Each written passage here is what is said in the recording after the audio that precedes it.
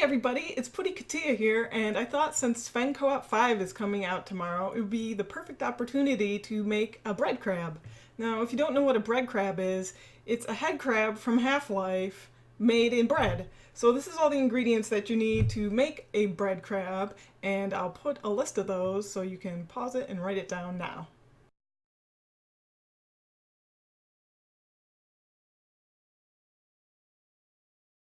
Now, the first thing we're going to do is combine the liquids, the sugar, the yeast, and the fat together.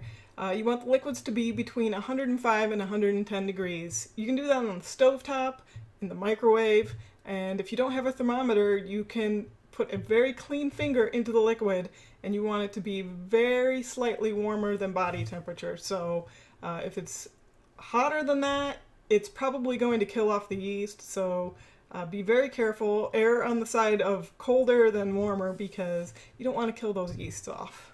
I'm also going to melt the fat in the microwave. In this case it's coconut oil, but you could use butter, margarine, or any other kind of liquid or solid fat of your choosing. I just happen to have coconut oil, so that's what I'm going with. Okay, so our thermometer says we're at 106 degrees on our milk. I'm going to add the melted coconut oil, the sugar, still at 105, so we're good, and the yeast. And mix it all together. Now you just wait for 10 minutes and it'll get happy and bubbly and nice.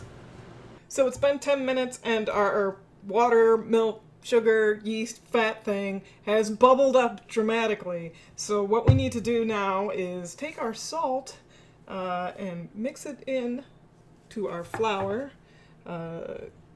Just use your hands because you're going to use them here in a bit. Make sure they're clean because we don't want your filthiness in our bread crab. Form a little well and dump your liquid into the well. And then just get in there and start combining stuff. And it's gonna really stick to your fingers at first because it's quite gooey.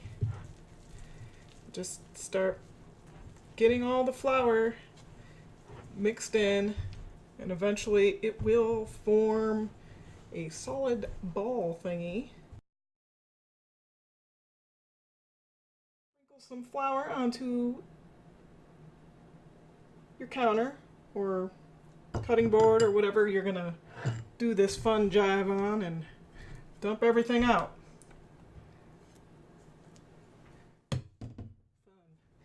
Then you get to start kneading the dough, which goes a little bit like this. Now my dough is a little bit sticky, so I'm gonna keep kind of sprinkling in flour on it just to try to unsticky it a bit.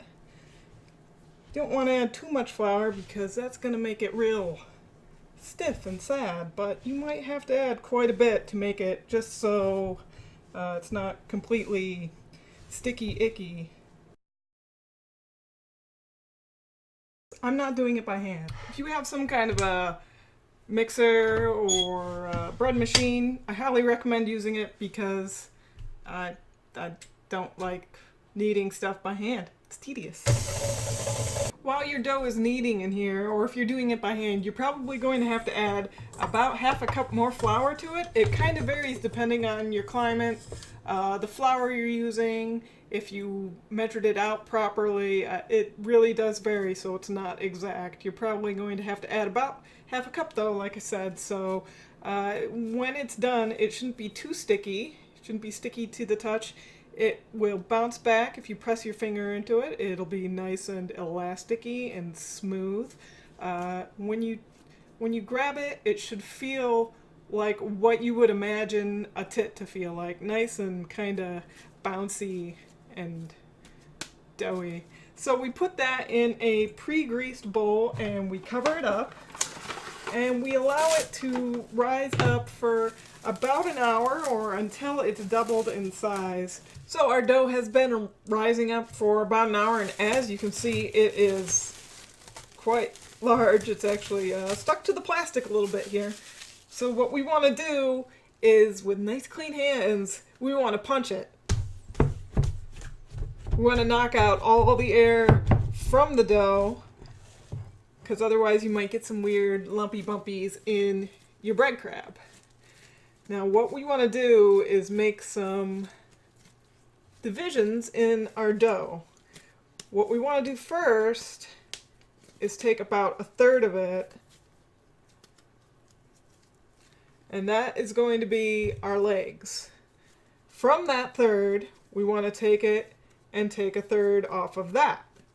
And this is going to be our back legs.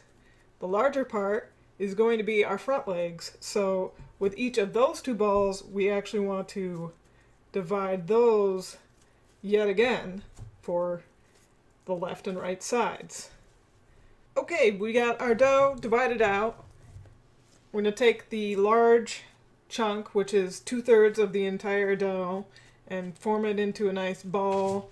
Kind of make it a little bit oblong. I'm going to take cooking shears and start cutting its teeth.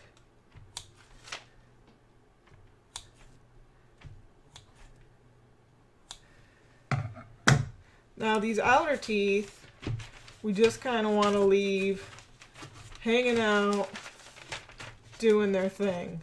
But these inner teeth, we kind of want to pull them out a little and then push them back up onto the body and stick them.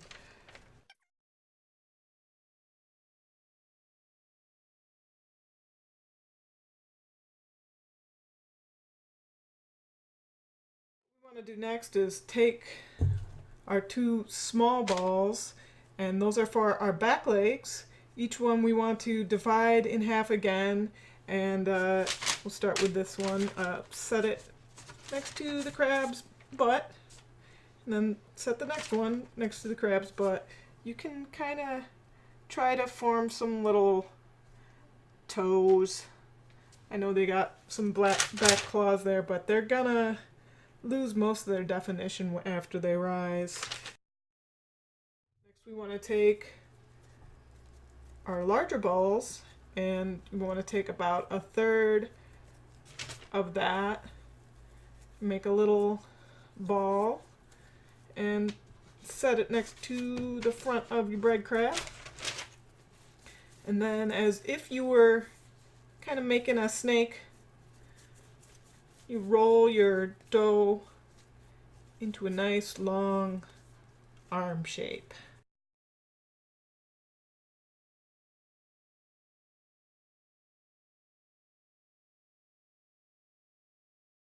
Okay, so he needs to rise for about an hour, and after about 45 minutes, you're going to want to preheat your oven, because as soon as he's risen up, you're going to stick him in there. Here is our risen bread crab.